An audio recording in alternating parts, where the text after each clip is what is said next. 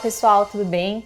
Hoje a gente tem mais um episódio do Papo de Autoconhecimento, que é o canal de diálogo do YouTube aqui na Libs.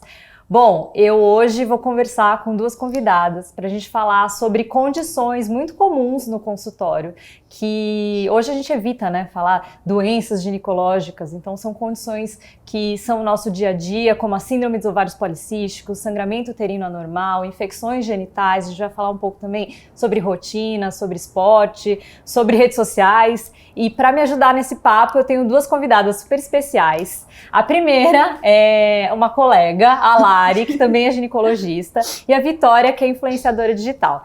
E aí eu queria começar agradecendo vocês por estarem aqui, por participar, e eu gostaria que vocês se apresentassem e falassem um pouquinho sobre o trabalho de vocês. Eu sou Larissa Cassiano, ginecologista e obstetra, apaixonada por saúde feminina e muito feliz de poder dividir esse espaço aqui com vocês, e acho que a gente tem muita coisa para trocar, então muito obrigada. Eu sou a Vitória, eu sou influenciadora digital e streamer há mais ou menos uns 3 anos. E eu tô aqui também para conversar e aprender um pouco mais, porque eu sou um pouco leiga no assunto, então eu tô aqui para aprender com a doutora. Ô, Vitória, eu vou começar com você. E eu queria te perguntar se você... Quantos anos você tem? Eu tenho 21 anos. E quando você tem dúvidas sobre a sua saúde, você costuma buscar a internet? Sim. Você prefere buscar informação de um médico, de um profissional da saúde? Ou no final das contas você acha que você acaba recebendo informações assim de uma fonte que não é tão confiável? E o que você vê também das suas amigas, do seu público? O que você acha? Muitas das coisas a gente tende a procurar na internet, né, pra ter acesso a mais informações. Busca, né? E eu pergunto assim para pessoas próximas de mim, às vezes, mas a maioria das vezes a gente tem vergonha de fazer esse tipo de pergunta, então, ou para minhas amigas, ou na internet mesmo, em sites de busca. E você costuma ir no ginecologista? Sim, já fui algumas vezes. Você vai todo ano? Todo ano, não. Não? Não. Olha lá, tem que ir todo ano. Tem que ir todo ano? Tem que ir todo ano. Informações aí. Olha só. E você acha que você, quando tá ali frente a frente com a sua gineco, você se sente à vontade para perguntar as coisas? Porque isso é muito importante, né? Você ter uma relação com o seu médico que você sinta abertura e liberdade para tirar as dúvidas que realmente estão dentro de você. Você acha que você consegue isso? Eu acho que é um pouco difícil, né? Sendo bem sincera, é um pouco difícil. Mas a gente vai se abrindo, porque a gente pensa assim que a pessoa estudou pra isso, ela tá lá sendo profissional, né? Não tem por que eu ter vergonha de perguntar uma coisa que a pessoa sabe responder.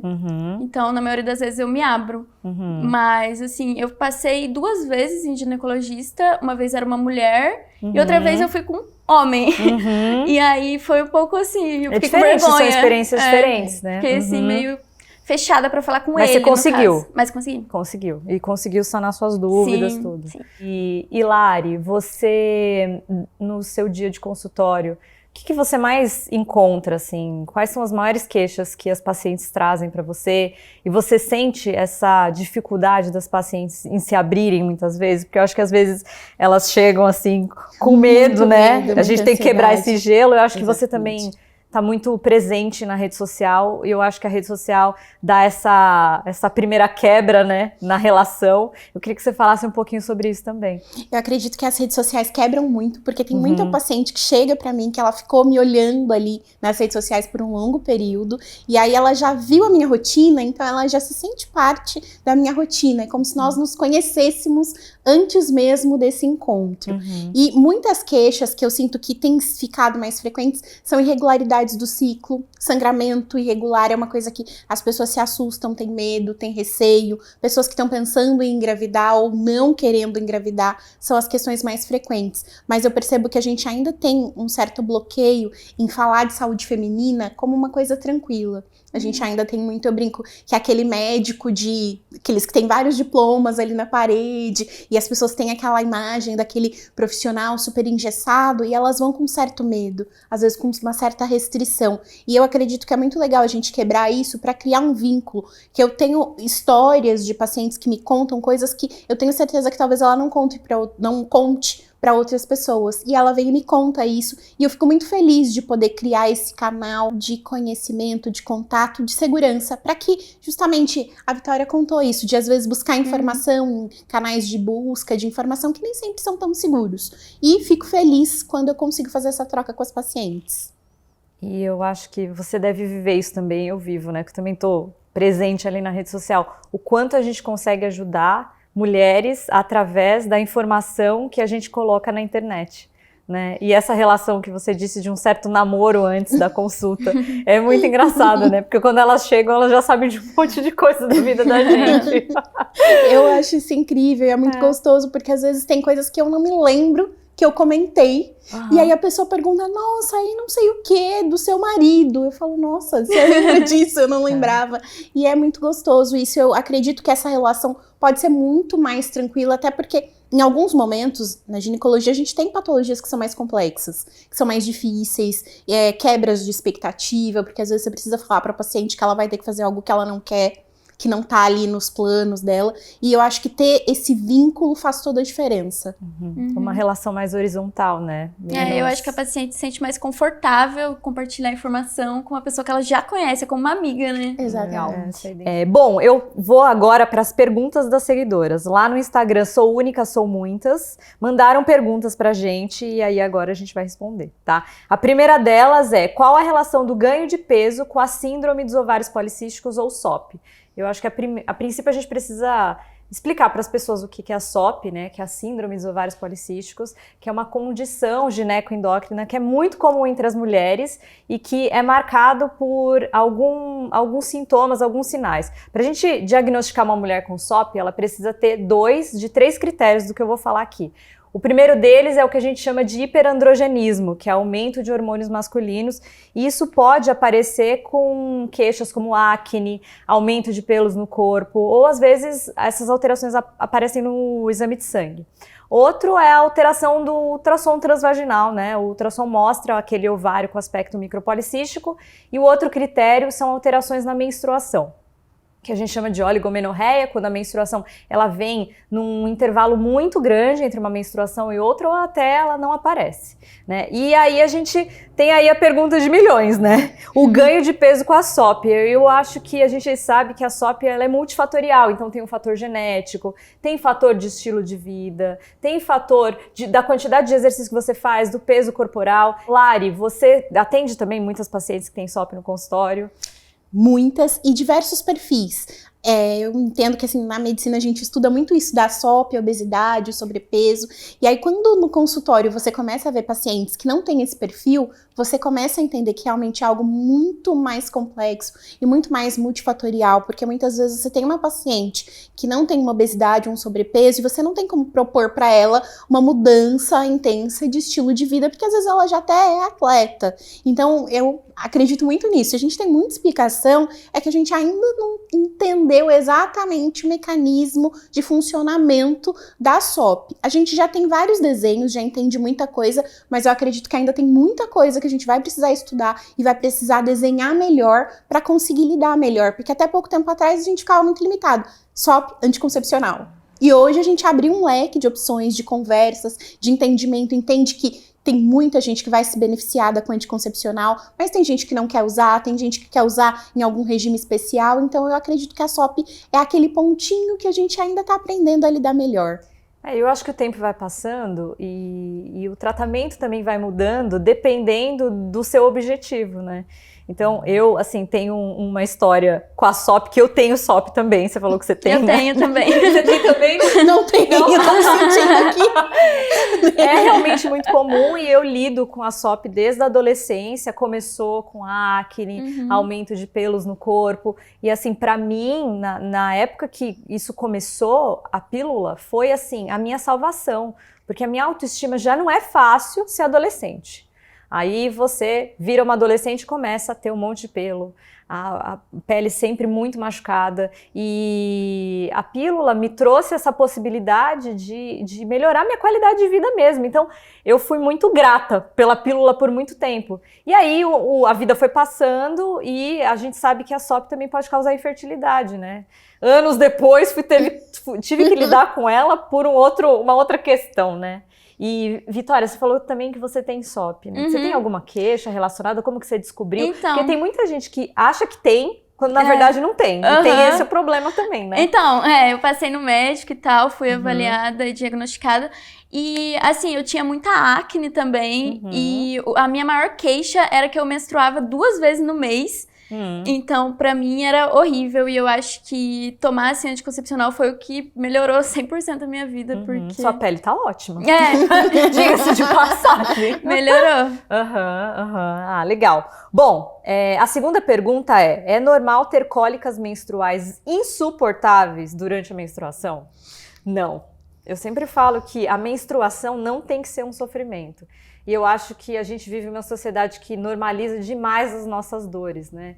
Então, não, menstruação é assim, a gente sofre mesmo, dói mesmo, é assim mesmo. E aí a gente acaba postergando demais um diagnóstico, às vezes, de alguma condição que precisa ser tratada, como, por exemplo, a endometriose, que a gente tem visto cada vez mais, né, no consultório, e que causa também consequências a longo prazo, atrapalha a qualidade de vida dessa mulher. Então, muitas vezes a gente impede ela de ter um tratamento bom que vá fazer com que ela tenha uma vida melhor. E você sente isso também, Lari, que as nossas dores são negligenciadas? Demais, é muito comum receber pacientes que têm histórias de eu comecei a menstruar anos depois, o meu ciclo começou a ser muito doloroso, muito desconfortável, eu tinha dor na relação sexual, e vem daquele ciclo de dor em que ela passou com várias pessoas que sempre falaram, é normal sentir dor, toma um analgésico, e ela vai tomando até o momento em que ela chega e se depara com algo mais complexo. Com uma dor que já está afetando o trabalho, que já está afetando o dia a dia, que ela não consegue engravidar. E aí ela vai e faz o diagnóstico de endometriose. E isso às vezes demorou muito tempo, foram vários anos. Eu acredito que não tratar as dores como algo normal é fundamental para o diagnóstico e para a qualidade de vida, né? Se está doendo, se está incomodando, tem que conversar, mas eu conversa com outra pessoa, busca informação, é sempre algo muito relevante. Eu acho que a gente precisa aprender a ser ouvida, e a gente nem sempre vai ser ouvida por todo mundo, né, infelizmente, e a gente tem que ouvir o nosso corpo também, né, a gente tem que ter esse autoconhecimento de não enxergar a dor como algo que a gente simplesmente tem que conviver e ponto final. Né? Falando um pouquinho sobre as experiências pessoais também, eu brinco que eu sou ginecologista e também um case, assim, porque eu tenho tudo. Todas as patologias ginecológicas eu tenho aqui, então é muito interessante, assim, porque eu vivi os dois lados da moeda e até a minha vivência como médica mudou depois que eu vivi do outro lado, assim. A gente sabe que a média aí de iniciar ajuda e conseguir o diagnóstico, às vezes é de 7 anos.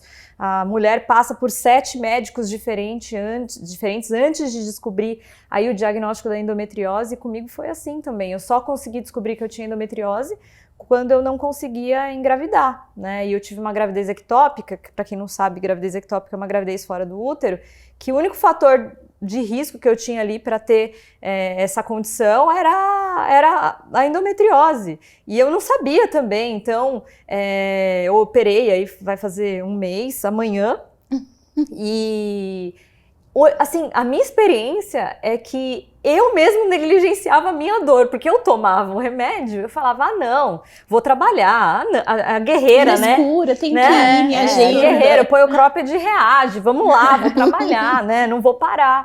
E o quanto que a gente se deixa, sabe, sofrer, porque no final das contas até a gente mesmo, a gente ouve tanto que a gente precisa abafar as nossas dores, que a gente engole isso por muito tempo, e não tá certo isso, né?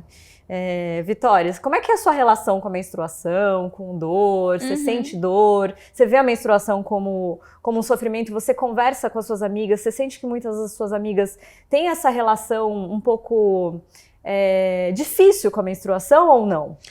Então, a gente não passa muito por isso, entendeu? Eu acho que eu com as minhas amigas, assim, a gente sempre teve... lidou normalmente com menstruação, nunca teve muita cólica absurda, mas o que eu tenho muito é TPM e alteração de humor, sabe? Tipo, quando eu começo a alterar meu humor, eu já sei que eu tô de TPM. Porque é uma alteração muito drástica, assim, sabe? Tipo, às vezes eu não sei se é TPM ou depressão. Sim, mas atrapalha a sua qualidade de vida. Atrapalha muito. Porque tem isso também, né? Às vezes também a gente acha que é normal. E tem uma condição que chama transtorno disfórico pré-menstrual, que 3 a 5% das mulheres têm, e aí precisa ser tratado. Então, tá aí, ó, você tem que ir no ginecologista. Que a gente pode aplicar um questionário e descobrir se realmente o que você tá sentindo talvez não seja isso, entendeu? E aí a sua qualidade de vida também pode melhorar. Né? Por isso que é importante a gente buscar o ginecologista. A gente, como ginecologista, né? A gente acaba sendo a clínica da mulher. Exatamente. E isso é muito legal, porque a gente cria um vínculo, né? E cresce junto com essa mulher, vive as coisas junto com ela. O ideal, a gente estava conversando, que todas as mulheres deveriam ir ao ginecologista pelo menos uma vez por ano. Tá? Ou a partir dos 10 anos, ou a partir da primeira menstruação. E quando a gente consegue prevenir, é muito melhor do que tratar, né? Lari, você sente que as pacientes que chegam no seu consultório, elas vêm mais com essa questão de prevenir ou remediar? Eu percebo que foi meio que uma mudança no meu consultório. No começo eu recebia muito tratamento. Então era muito aquela coisa de tratar das questões, seja da SOP, seja do sangramento, sejam de várias patologias. E hoje eu tenho visto um público muito de prevenção, de tô tentando engravidar e eu quero me preparar. E acredito que foi muito das minhas redes sociais. Eu comecei a falar muito disso. Então, você tá pensando em engravidar, você tem que procurar ajuda. Seu ciclo tá irregular, vamos pensar, faz um calendário menstrual para você conhecer o ciclo, porque às vezes nessa coisa do dia a dia, da rotina, igual você falou, você vai deixando, e aí o calendário é tipo assim, coloca lá, tem que lembrar. E aí você começa a lembrar. Então eu percebi que falar mais fez com que outras pessoas que talvez não tivessem acesso, não tivessem parado para pensar sobre isso, começassem a pensar. Então a minha sensação é que essa mudança aconteceu nesse contexto de começar a falar mais, de explorar mais, e aí as pessoas começam a, dói, peraí, por que dói? O que eu vou fazer com essa dor? Por que eu tomo sempre um analgésico? E eu acho que é isso, você vai, vou tomar hoje, vou tomar amanhã, e não para, até você ter alguma coisa que realmente vai te paralisar. E aí você vai buscar ajuda. Eu acho que as pessoas, assim, elas tendem a não buscar ajuda porque é muito tabu ainda esse tipo de coisa na sociedade, né? Tipo, ai meu Deus, você vai indo no ginecologista. Hoje em dia ainda tem muito disso, né? Mas ainda bem que com as redes sociais e com profissionais como você, as pessoas estão começando a se acostumar mais e conseguir se abrir melhor. Pra esse tipo de mulher tema. é viver tabu o tempo inteiro, Sim. né? Parece que a gente não... Menstruar é um tabu, mas é a coisa mais natural que tem. Ter útero é um tabu. Sexualidade é um tabu. Menopausa é um tabu. Infertilidade é um tabu. Abortamento é um tabu. Então, eu acho que colocar as informações na mesa é uma maneira que a gente tem de enxergar as coisas com naturalidade, né? E conseguir realmente... Eu acho que informação é poder. E a gente ter mais autonomia para tomar as nossas decisões, né? E aí a rede social vem como uma maneira muito bacana da gente conseguir fazer a informação que iria para uma pessoa se alastrar por muitas, né? Informação de qualidade. Hoje, quando eu penso em redes sociais, às vezes a gente tá tão acostumado e esquece, né, o impacto que a rede social tem no nosso dia a dia. Porque quem nunca, eu vou cozinhar alguma coisa, peraí que eu vou buscar a receita ali. E antes, eu me lembro, em casa era aquele sofrimento, era o livro de receita. Nossa, não tem essa receita. Deixa eu ligar pra tia fulana pra ver se ela tem a receita. E aí você fica ali presa. E hoje não, sei lá, você consegue pesquisar, eu acho que eu tenho isso, então vou lá, vou pesquisar, ainda que a gente saiba que os canais de busca muitas vezes têm informações não tão qualificadas, mas você já consegue, tem uma dor aqui, que especialista que eu procuro? Você já vai focado naquele especialista, então eu acredito que as redes sociais têm um poder enorme e nós que talvez, eu tô me colocando ali, acho que a gente tem a mesma idade, a Vitória tá um pouquinho fora, a gente viveu essa transição ainda, do início da internet, então não tinha tanta facilidade como hoje. E aí a gente tem essa opção de ter muita informação, então eu acho isso muito legal. É uma faca de dois gumes, né? Porque tem muita informação e a gente precisa aprender a filtrar essa informação. E eu queria perguntar uma coisa pra você, que eu tenho curiosidade, assim. Eu acho que a gente tem mais ou menos a mesma idade. Eu tô com 37 anos, então eu vi a internet surgir, assim, na época que ela era discada. A gente tinha ICQ, Messenger, assim, sabe? E eu queria perguntar pra você como que é a comparação que você tem com o mundo. Porque quando a gente era mais jovem, a gente tinha a comparação da nossa colega de sala. E já era difícil a pressão estética. Agora, vocês têm um mundo para se comparar. E os filtros, e toda essa relação de autoimagem. Como que você, com 21 anos, lida com tudo isso? Então, é muito complicado, né? Porque a gente se compara com todo mundo o tempo inteiro. Né? Mas, assim, ao mesmo tempo, eu tento pensar que eu nasci para ser eu e não outra pessoa. E para ter a minha própria essência e tentar me comparar o menos possível com as outras pessoas na internet. Mas ainda assim é muito difícil. A gente se compara sem se perceber, né?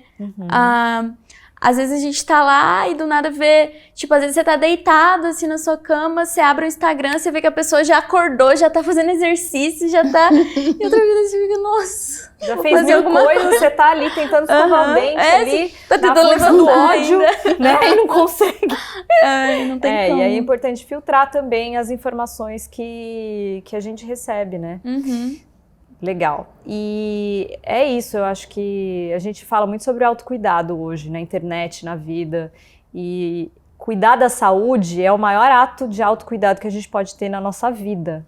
E fazer exames de rotina é um ato de autocuidado. Então a gente lembra muito de autocuidado, vou fazer uma massagem, vou fazer um day spa. E esquece que o nosso corpo é o que a gente tem de mais valioso, mais sagrado, e que a gente precisa cuidar do nosso corpo o tempo inteiro. E que existe muita coisa, muitas condições que a gente descobre sem sentir nada, e é nesse intervalo que a gente não sente nada e que a gente vai no médico, que a gente descobre que a gente tem taxas de cura altíssimas, né?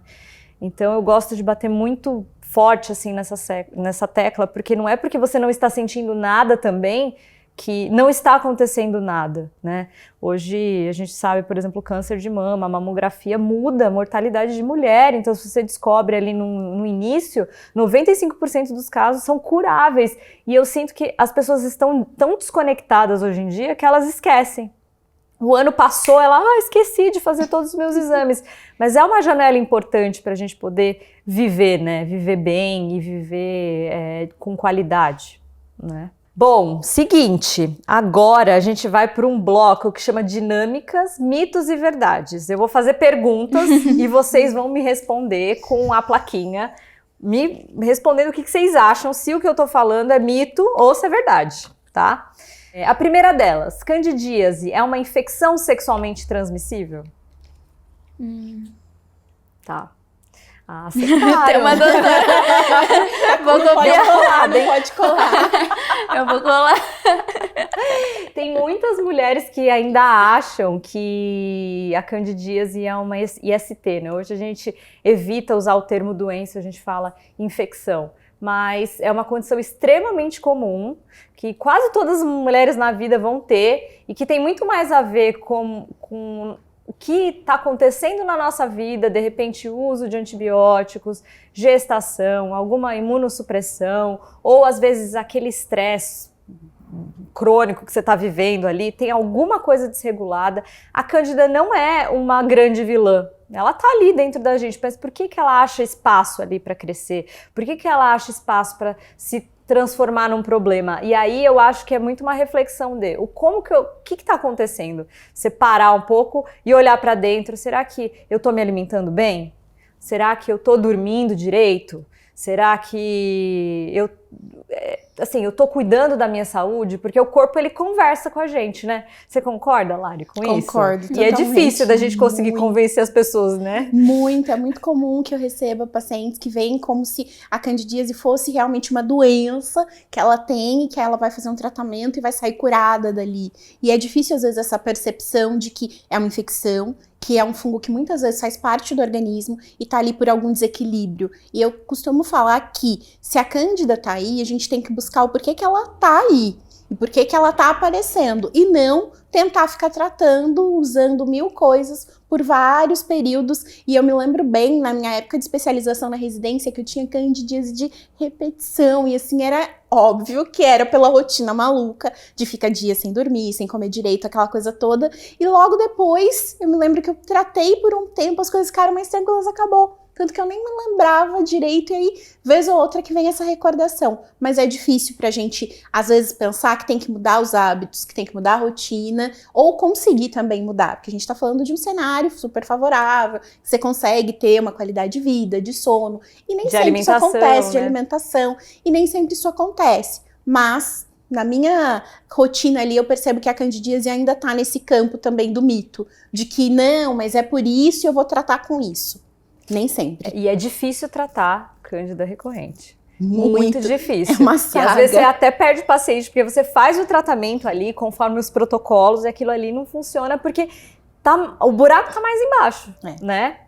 E você sabe o que é candidíase? Já teve, sim. Já sofreu com isso? Nunca sofri com isso, mas eu concordo plenamente com o que você falou, que hábitos saudáveis melhoram muito a nossa qualidade de vida, e a gente acha que não, mas tipo, fazer exercício, essas coisas são, e prestar atenção na saúde mental e tudo, são coisas que assim, melhoram a nossa qualidade e faz a gente não ter essas coisas que a gente acha às vezes que é uma doença e que, nossa...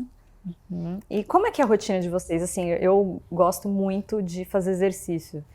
Na época da residência, vida de médica é uma loucura, né? A gente não tem tempo pra nada, não dorme, não come. E também eu era que nem você, tinha infecção urinária toda hora. Mas também, né, como é que você vai conseguir ter o seu corpo em equilíbrio se você não faz a sua lição de casa básica bem feita, mínima? Dá 3 dias de plantão seguido, não dorme, aí depois tem que... come qualquer coisa, porque é o que deu tempo, né? E hoje, mais velha, eu sinto o quanto é importante eu cuidar da minha saúde todos os dias e conseguir colocar dentro da minha agenda o que é importante para mim. Por exemplo, exercício eu não consigo viver sem. Eu tô afastada dos meus exercícios, eu brinco que eu tô que nem presidiário, contando os dias pra sair da cadeia, sabe? Que eu preciso voltar a fazer exercício, porque eu tô extremamente estressada e precisando.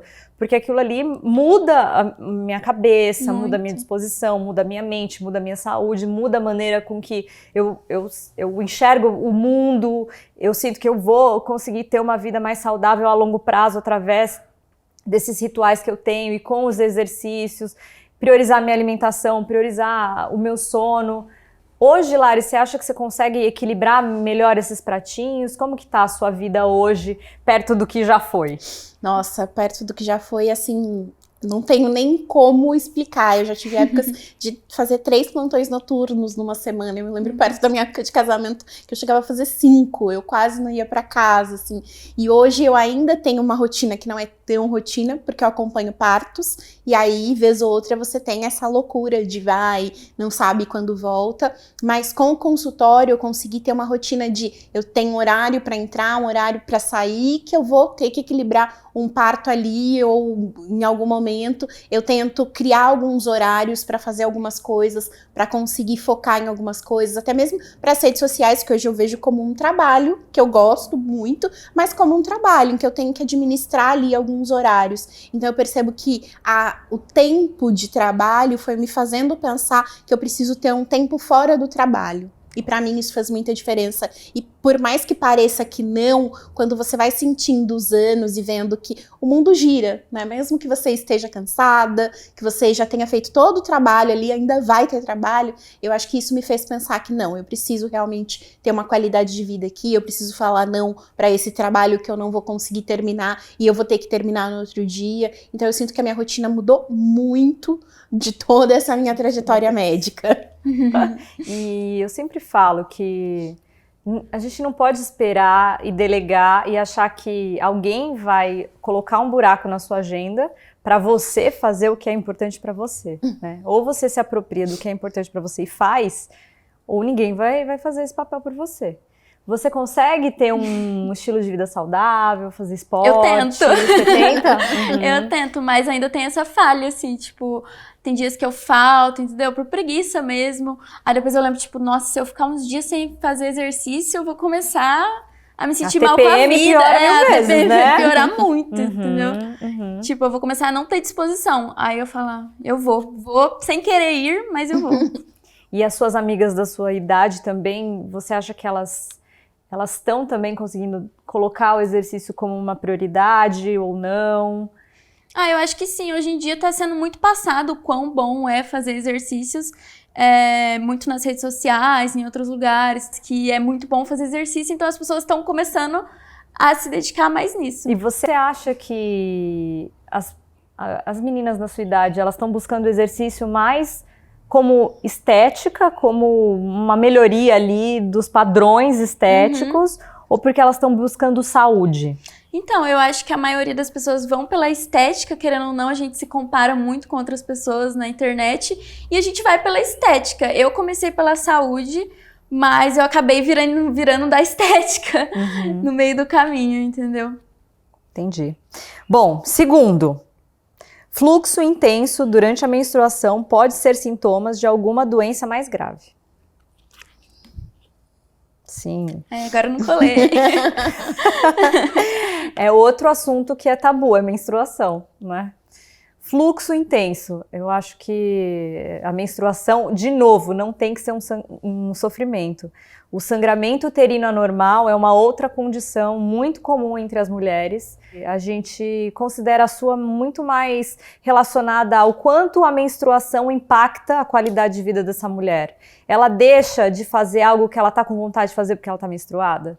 Ela vive com medo dessa menstruação vazar em algum lugar que ela está? Ela tem que usar absorvente noturno e ficar trocando toda hora? Ou seja, a menstruação impacta de maneira negativa a qualidade dessa mulher? A gente está falando aí, provavelmente, de um quadro de sangramento uterino anormal. E as causas são inúmeras, né? Existem mulheres que têm miomas, adenomiose, mulheres que têm coagulopatias, diversas condições e também, às vezes, sangramento uterino disfuncional, que é de ordem hormonal, enfim, e que o tratamento vai ser individualizado para cada uma dessas condições. Mas eu acho que também, outra vez, a gente não pode colocar essa questão de sangrar muito e não ter essa obrigação de amar a menstruação. Tem gente que ama menstruar, né? Planta a lua, mas assim, se você não tem esse tipo de relação com a menstruação, talvez tenha uma condição associada aí que a gente tem que respeitar essa mulher e tratar também. Você tem muitos casos de SUA no consultório? Tenho muitos casos. Mioma, acredito que seja uma das frequências maiores ali do que eu recebo no consultório. E como também miomas são muito frequentes, é muito comum que a gente acabe recebendo. E aí são diversas situações em que as pessoas acabam passando por isso, e eu sempre penso que é isso, se você tá incomodado com a menstruação, tem que buscar ajuda, tem que entender o que pode fazer para melhorar a qualidade de vida, porque tem algumas pacientes que têm um sangramento que o absorvente fica ali algo muito desconfortável, que ela usa copinho e ela tem que trocar o copinho toda hora, mas aí ela trabalha num lugar em que ela tem que dar a volta e ela não consegue, e tem todas essas particularidades que a gente vê do ciclo, que eu acredito que a gente precisa entender o ciclo, precisa entender a menstruação e entender se de alguma forma tem alguma coisa que possa melhorar essa relação com o ciclo. E às vezes as mulheres sangram tanto que elas fazem quadros de anemia. A qualidade de vida delas fica muito ruim, elas se sentem cansadas, fadigadas o tempo inteiro, né? Já não tá fácil viver, né, nesse mundo cheio de informação, cheio de demanda, quando a gente não tem esse tipo de condição. Imagina viver tudo que a gente vive ainda com anemia, querendo fazer exercício, querendo vencer todos os obstáculos da vida todo dia, né? Fica praticamente impossível. Então eu acho que é um outro ponto importante também, que a gente precisa avaliar, que o sangramento, ele não tem que também ser um sofrimento. Se você sangra demais ao ponto de impactar a sua qualidade de vida, tem que procurar o ginecologista, porque tem tratamento também. Bom, e a última é: só devo ir ao ginecologista se estiver com algum sintoma. A Lari acertou e você errou. É bem o que a gente estava falando, né? A gente precisa ter essa visão mais preventiva, né? E rastrear é quando a gente consegue descobrir alguma doença antes de dar sintoma. E é nesse momento que a gente consegue mudar muito o curso ali, o futuro daquelas pacientes. Então, tem que deixar ali na agenda como um compromisso de autocuidado, assim como todas as outras coisas que são importantes da sua vida, ter uma consulta no ginecologista por ano, é uma vez por ano, sabe? É uma horinha, mais ou menos, né? Que dura uma consulta nossa, uma vez por ano, e a gente consegue ajudar em tanta coisa, né, com essa troca. Então, é isso. Vou ficar no teu pé pra você marcar a consulta com a sua ginecologista. Já falei, eu vou sair daqui e marcar. Bom, e aí agora vem um bloco que chama Dica de Amiga, e eu vou pedir para vocês para darem dicas para as espectadoras sobre saúde, algo que vocês acham que vale a pena dividir com as outras mulheres. Pode ser algo geral, assim, uma dica de amiga mesmo, Tá de bom. vida. Eu posso começar? Pode começar. Então, eu acredito que fazer exercício, como eu falei anteriormente, é uma das coisas que ajuda a gente muito, tanto no físico quanto no emocional. E pra mim foi a coisa que mudou eu completamente, fez eu ter mais disposição, menos doenças e tudo. É muito bom e eu recomendo todo mundo tentar pelo menos seguir uma rotina. Não precisa conseguir sempre, né? Porque é difícil manter frequência, mas tentar pelo menos fazer um exercício e ver o quanto vai melhorar na sua saúde. Nossa, acho que tem muitas dicas que a gente acaba às vezes se perdendo. Eu me perco como ginecologista nesse ambiente feminino, mas talvez o que eu gostaria de trazer é o de não se comparar, né? De se conhecer. Então, se conhecer como pessoa no meio da sociedade, de se conhecer, a gente fala tantas vezes dessa questão de engravidar ou não, de pensar ou não, e se conhecer se é o que você quer realmente, se é o que estão querendo que você queira, se é o que a sociedade falou pra você que é certo ou que é errado, mas qual é a sua verdade? Porque às vezes a gente nem percebe o quanto isso impacta na nossa saúde ginecológica, na nossa saúde mental. Então a minha dica talvez seja isso mesmo, a gente tá falando aqui de autoconhecimento, é isso, de se conhecer em essência, se conhecer por dentro, e aí se conhecendo por dentro, entendendo quais são as suas necessidades, sem que isso seja tão impactado pelo outro, que vai sempre falar o que ele prefere, mas e o que você prefere? Então minha dica, acho que é nesse caminho. Bom, a minha dica, eu gosto muito de falar sobre lição de casa básica bem feita.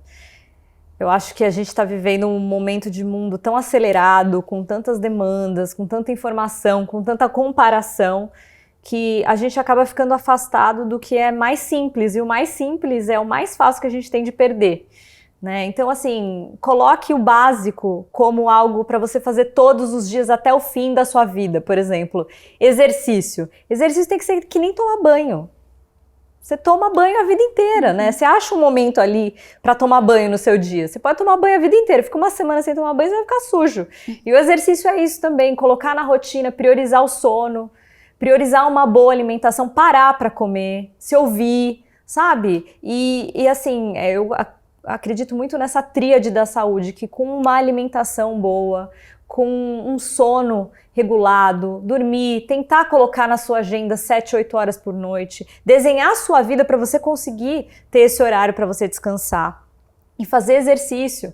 Hoje a recomendação de exercício físico da OMS é 150 minutos de exercício aeróbico moderado por semana. São 30 minutos, 5 vezes por semana para você se exercitar, fazer 2 vezes por semana exercício de força. Se você vive 24 horas no seu dia e você não tem 30 minutos para cuidar da sua saúde, desculpa, gata, tá errado.